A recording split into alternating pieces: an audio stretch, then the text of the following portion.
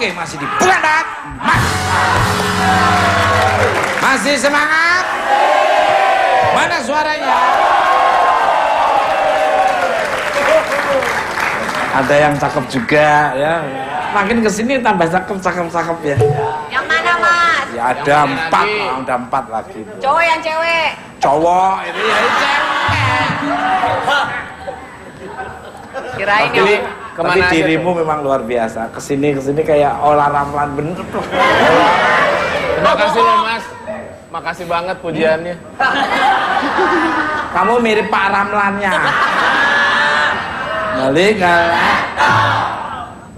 Jadi nerusin cerita yang tadi Bu, ada analisa tambahan enggak nih Bu terkait kejadian Aksena ini, mungkin analisa Ibu sendiri seperti apa Bu? Kebetulan Orang tua lo kakinya kok di atas. Karena miring Mas. jadi karena saya tidak memeriksa langsung dan berdasarkan hasil pemeriksaan teman dokter forensik di Rumah Sakit Keramat Jati, jadi kita biasanya memang memeriksa keadaan di tubuh tersebut, apakah luka yang bila ditemukan luka ya, apakah luka itu memang didapat sebelum atau setelah dia meninggal. Dan karena keadaan korban waktu itu ada di dalam air, itu kita memang harus membuktikan apakah murni dia meninggal di dalam air atau sebelum masuk ke dalam air sudah meninggal dulu, seperti itu. Dan memang sebagai dokter forensik itu kita tidak boleh berbicara ke media atau ke umum. Kita tuh hanya berbicara ke penyidik dan ke pengadilan, seperti itu. Karena udah diatur di undang-undang. Wah. Setuju. Saya waktu ngambil dokter kriminolog itu kan juga aturannya seperti itu.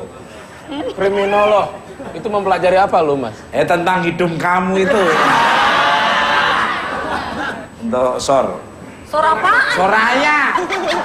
Jangan dipotong. Namanya Soraya. Sor. Apa?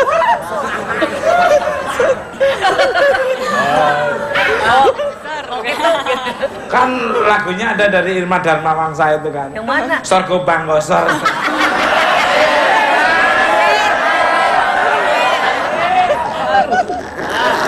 Bongsor. Bongsor. Kan nama panggilannya Sor. Hanya Iya. Bayangannya sensor.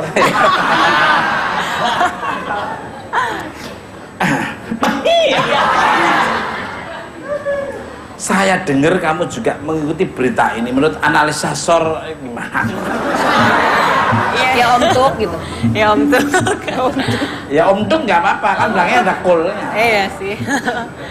Ya cukup mengikuti berita tentang Aksena ini kan, karena tapi kalau menurut aku pribadi juga sih udah diduga sih dia dibunuh sih ya, karena dari contoh salah satunya sepatunya dia ada bekas robek gitu, mungkin digeret kali ya, masukin ke danaunya, terus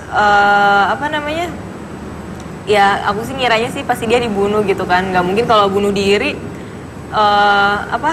Ini kan cetek gitu loh, 170 cm ya danaunya katanya. Kalau misalnya itu dia bisa dong jinjit harusnya, kalau misalnya emang ini kayaknya sih emang dibunuh gitu. Analisa itu namanya analisa apa Bu, kayak gitu tuh kalau dia berkirakan. Dari TKP, olah TKP. Olah TKP. Nah, pemirsa, ngomongin analisa nih, kayaknya kurang lengkap kalau nggak tanya sama ahli spiritual kita nih. Kita panggil Rida.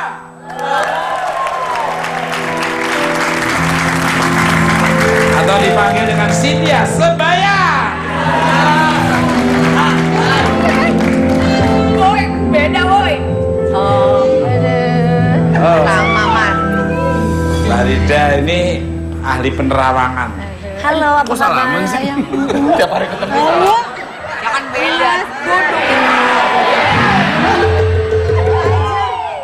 Di kontrak lu nggak ada host tuh mencium bintang Ini tamu kan nggak ada. sahabat, itu kan hanya cik to cik aja, nggak Nggak ada. cik tuh cik, muka lu muka ngarep. Karena aku nggak ada motif lain. ada Itu kan hanya say hello aja. Masa cik tuh cik netes? Ada betadin nggak? Betadin kenapa? Luka. Emang saya vampir apa? Silakan. Subhanallah. Nih Mas. Bisa bulat gitu ya.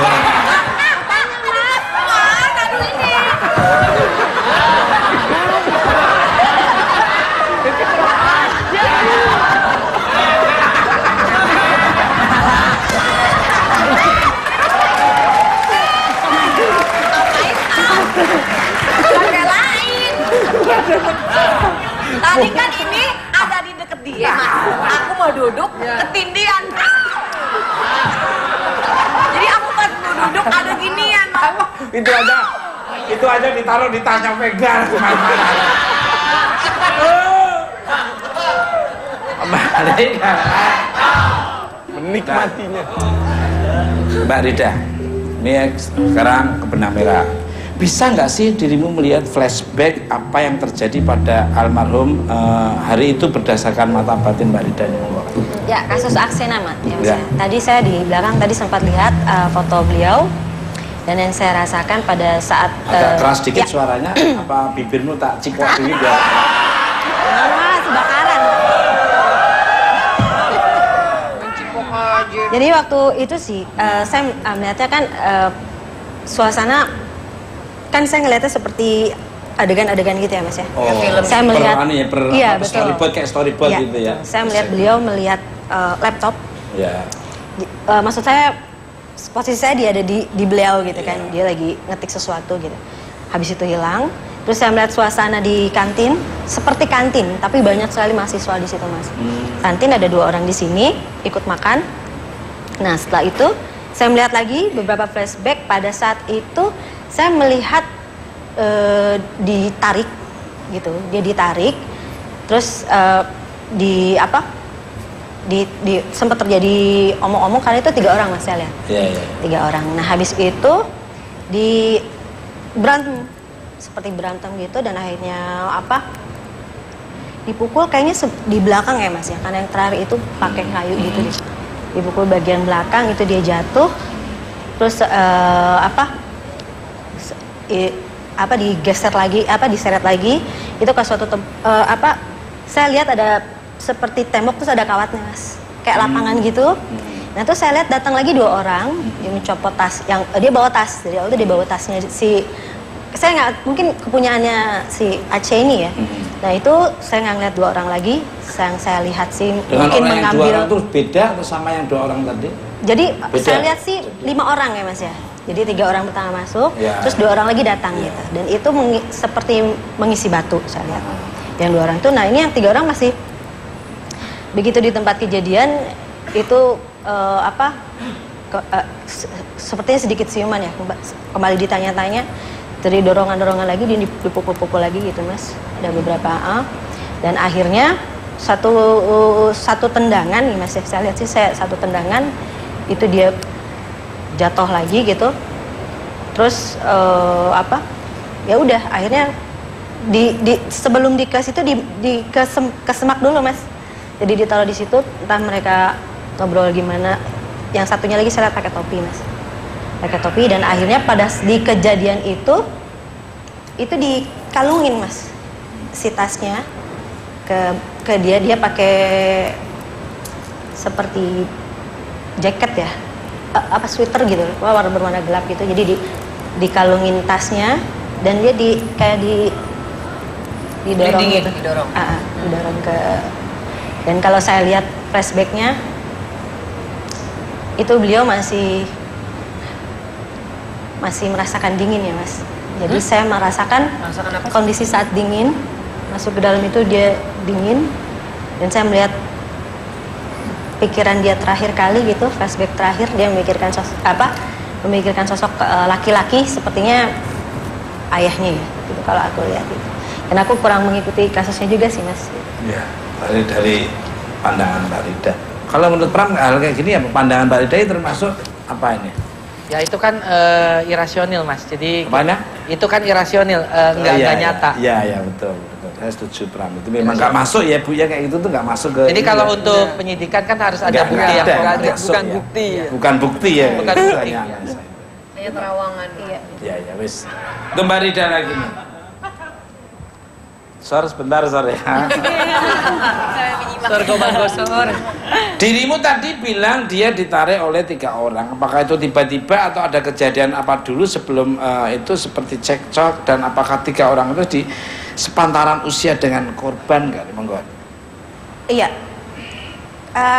Saya lihat sih satunya lagi saya kayak masih kumis belum dicukur gitu loh Mas. Jadi aku nggak tahu apa dia sepantar atau enggak ya. Yang saya lihat sih mungkin sepantaran sama mereka gitu. Saya lihat seperti itu. Mbak Rida, Iya. bentar ya Mbak Soraya ya. Iya, nggak apa-apa. Bu, maaf Bu nggih. Nah kalau boleh tempe nih. Yang dirimu lihat dari mata batin kamu ketika dia dimasukkan ke danau, korban dalam kondisi sadar, pingsan, atau maaf sudah tidak ada ini? Sudah tidak bernyawa gitu. Kalau seperti itu mungkin yang bisa ahlinya yang menyatakan ya Mas ya. Itu kan saya kurang mengerti. Cuman yang saya rasakan, kenapa saya bisa bilang beliau itu begitu masuk itu sepertinya masih dalam keadaan hidup. Karena saya merasakan dia kedinginan dan rasa seperti mau menyampaikan sesuatu, makanya saya sempat mengcapture gitu bahwa dia ngebayangin sosok laki-laki gitu. Sepertinya sih ayahnya, karena saya melihat dia jalan berdua sama beliau. Maksudnya bayangan-bayangan terakhir sebelum dia wafat. Jadi mungkin itu kali, kalau menurut saya dia masih hidup selagi masuk ke begitu di itu. Mungkin kondisi sudah lemas. Saya nggak tahu ya Bu ya, mungkin yang itu yang bisa nentuin kan itu penyidik ya, seperti hal seperti itu. Cuman saya bisa rasakan flashbacknya gitu pada saat itu. Ya. Untuk kepastiannya mungkin saya penyidik mungkin. Kalau dirimu lihat flashbacknya, kenapa sih korban sampai bisa ditenggelamkan ke danau? Apa sengaja atau panik ini? Monggo. Saya lihat kondisi panik. Saya lihat ya Mas ya, karena Si pada pelakunya saat ya? itu saya lihat di raba-raba ini kayak saya ngelihat seperti dirasain gini-gini gitu, terus ditempel-tempel sini, ditempel-tempel sini gitu, dipegang. Jadi kayak dicek gitu loh Mas. Oh iya. Jadi kalau menurut nalar saya sih mungkin mereka tuh nggak menyangka bahwa beliau akan pingsan, dipikirnya mungkin mati kali gitu. Makanya yang kedua mungkin repot cari, yang 2 orang itu repot cari beban atau apa gitu, seperti itu. Ya. Lagi ngomong.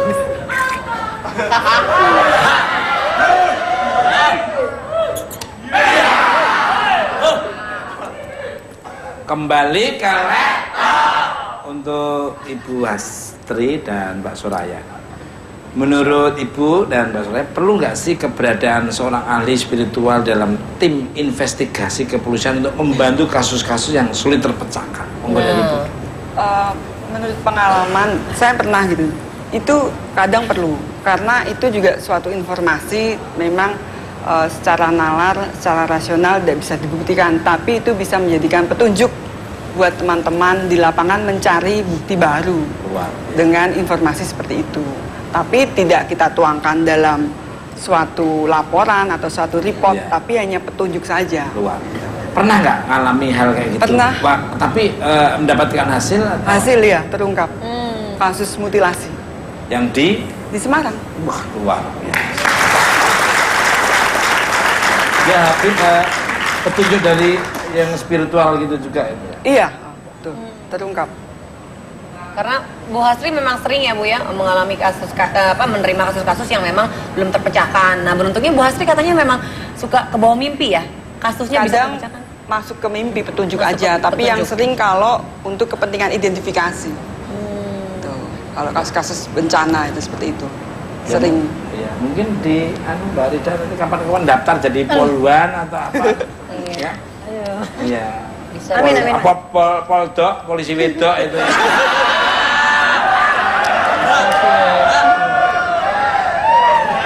Ini kemarin daftar ya kamu ya, polisi tidur ya. Balik ke kalau Mbak Soraya nih, gimana perlu nggak ahli spiritual dalam tim investigasi dalam memecahkan kasus-kasus sulit? Monggo. Kalau menurut aku perlu juga sih kan, karena ya benar kata Bu Hastri tadi, untuk memberi petunjuk gitu ya, memberi petunjuk memang nggak kita terima dengan mentah-mentah gitu kan, cuman hanya untuk petunjuk aja, terus kita cek kebenarannya gitu. Luar biasa. Luar biasa. Enak. Ngobrol sama orang berpendidikan, berwawasan, punya intelektual tinggi, dan punya semangat juang yang tinggi, dan hati yang sangat humble dan down to earth, itu memang enak. Aduh, beda sama kalian-kalian, beda banget. Jajak ngobrol, makan. Balik ke lab. For all my gas. Gas, enggak. Emang LPG. For all. Untuk Bu Hastri dan Mbak Soraya. Jika Ibu atau Mbak Soraya tidak puas pada hasil akhir suatu kasus, apakah kalian akan berusaha mencari bukti kebenaran lain atau menerima hasilnya dengan lapang dada saja dan jiwa besar? Monggo dari. Kalau saya pribadi berdasarkan pengalaman di kedokteran forensik ya terus mencari bukti baru, dan itu hutang jadi selalu terbayang.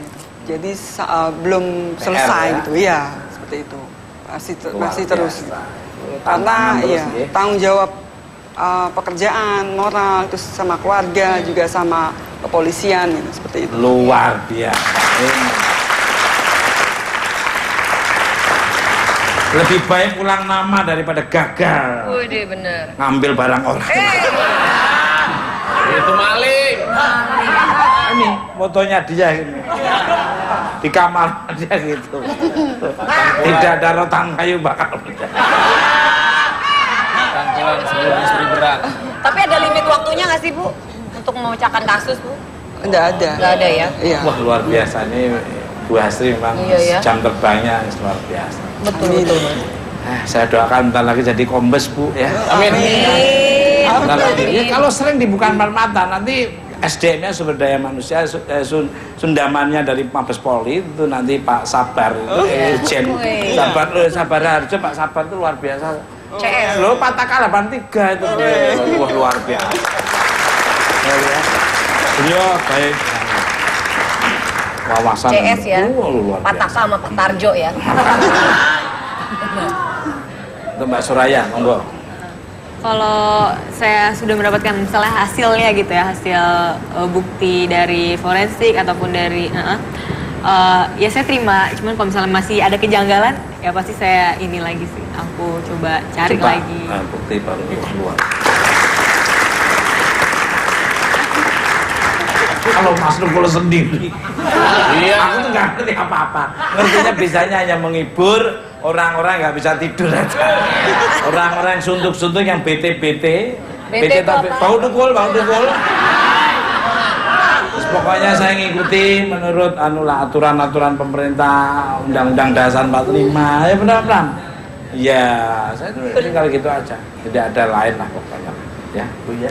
Luar biasa sekali. Nah, pemirsa, bukan empat mata dimanapun Anda berada dari dunia nyata maupun di seluruh alam semesta yang indah ini. Cancer apalagi yang diberikan bintang tamu saya sangat luar biasa, dan tema kita pada malam ini sangat luar biasa. Jangan lupa.